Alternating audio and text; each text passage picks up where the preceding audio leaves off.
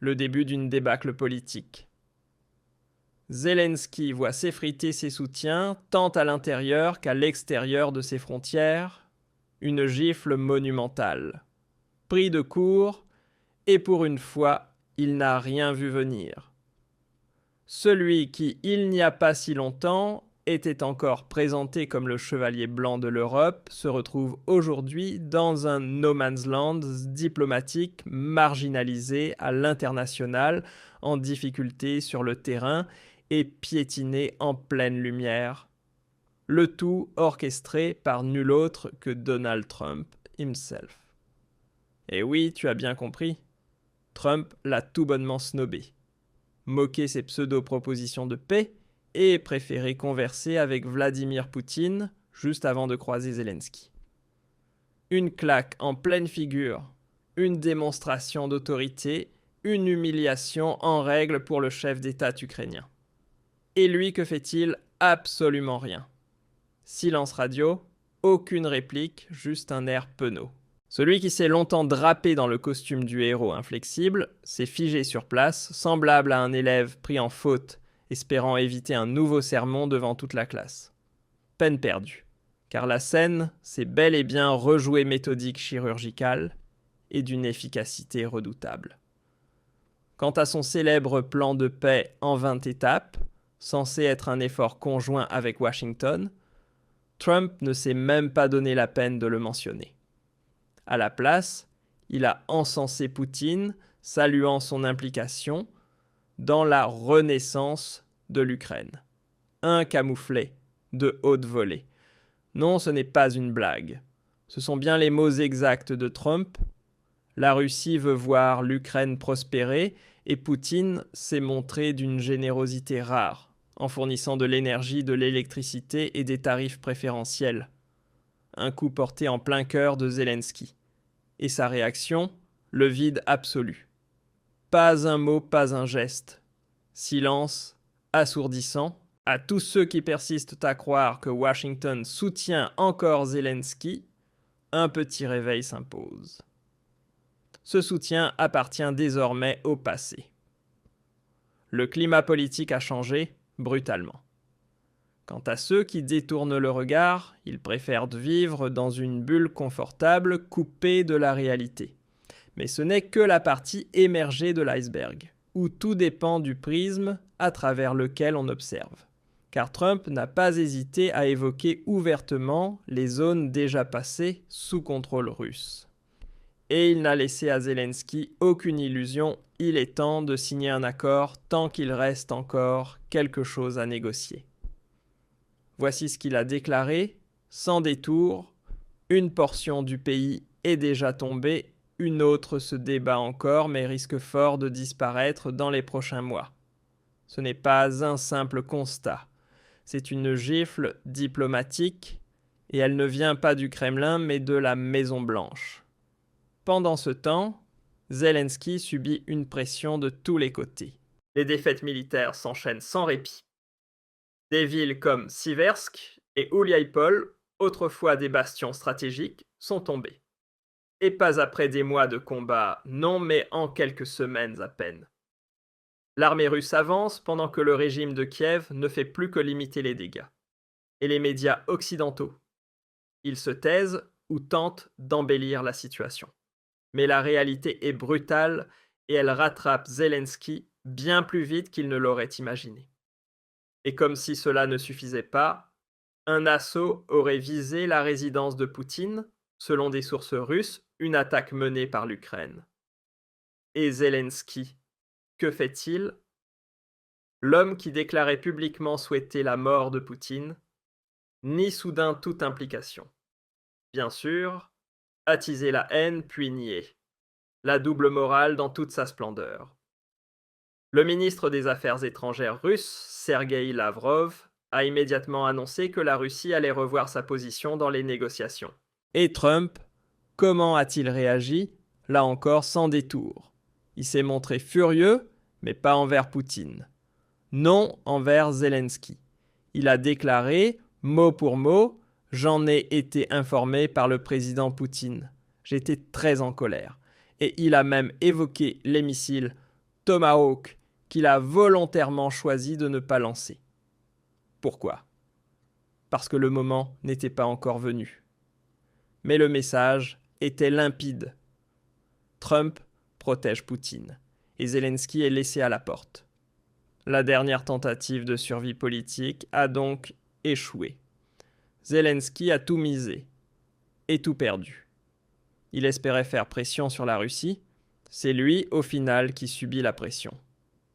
Les Américains ne veulent plus d'escalade. Ils veulent des résultats. Et Zelensky n'en fournit aucun. À la place, il offre le chaos des attaques contre des résidences, des dérapages diplomatiques, des désastres militaires. Ce n'est pas un hasard, c'est une stratégie politique bien pensée. Trump sait exactement ce qu'il fait. Il dresse Zelensky contre Poutine. Et Poutine sort vainqueur à chaque fois. Et Zelensky. Dans les semaines et mois à venir, il va tomber de très haut. Pas parce que Poutine lui aurait officiellement déclaré la guerre, cette guerre il l'a déjà perdue, mais parce que même ses derniers soutiens quittent un navire en train de couler. Et c'est ce que nous allons analyser dans la seconde partie. Car ce qui s'annonce désormais, c'est l'effondrement total des illusions et l'émergence d'une nouvelle réalité géopolitique. Le décor est en place et Zelensky n'y tient plus qu'un rôle secondaire. Petite note personnelle. Notre visibilité est limitée. Si vous pensez que ce sujet est important, n'hésitez pas à soutenir cette vidéo avec un like ou un commentaire. La façade s'effondre. Celui qui fut autrefois salué comme le héros de l'Occident, présenté dans les talk-shows comme une figure lumineuse, le président de l'Ukraine, se retrouve aujourd'hui complètement seul. Zelensky s'est perdu, politiquement, militairement, moralement. Ce qui arrive maintenant n'est plus une simple bataille. C'est la fin du jeu politique. Les cartes sont sur la table et Donald Trump, le nouveau visage fort de Washington, a déjà compris les règles et les a renversées à son avantage. Car pendant que Zelensky reste à Kiev, persuadé qu'il pourra retourner la situation avec quelques clichés médiatiques et des appels désespérés à la solidarité occidentale, Moscou et Washington, eux, façonnent déjà une nouvelle réalité. Trump s'est entretenu à plusieurs reprises avec Poutine, ouvertement, directement. Et ce n'est pas tout. Trump ne rate aucune occasion de présenter publiquement la Russie comme un partenaire essentiel pour la reconstruction de l'Ukraine. Pour Zelensky, c'est une gifle. Pour Poutine, un triomphe diplomatique. Pose-toi maintenant la question qui, dans cette partie, est lentement mais sûrement en train de perdre le pouvoir. Qui perd du territoire, du soutien politique et de la force militaire, et qui pas à pas gagne du terrain, au sens propre comme au sens géopolitique, et comme si cela ne suffisait pas, l'Europe commence elle aussi à prendre ses distances. À Berlin, sous la direction du chancelier Friedrich Merz, c'est le silence glacial.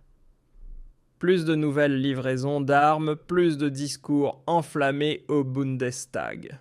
Les médias allemands continuent certes à diffuser leurs segments obligatoires, mais le ton s'est nettement refroidi. La magie a disparu, le spectacle est terminé. Et Zelensky tourne en rond sans se rendre compte que le public a déjà quitté la salle. Et ce n'est pas un hasard. C'est le moment où la réalité revient en force. Car de plus en plus de gens réalisent qu'on leur a menti pendant des années. Que la réalité en Ukraine n'est pas aussi manichéenne qu'on a voulu nous le faire croire. Que Poutine n'est pas ce démon belliciste tel que la RD et la ZDF le dépeignent depuis 2022. Mais qu'il suit en réalité un plan qui commence lentement à porter ses fruits protégés sous le parapluie stratégique de Trump. Et Zelensky. Lui, il n'a plus de plan. Il n'a plus que la peur. Et cela se voit.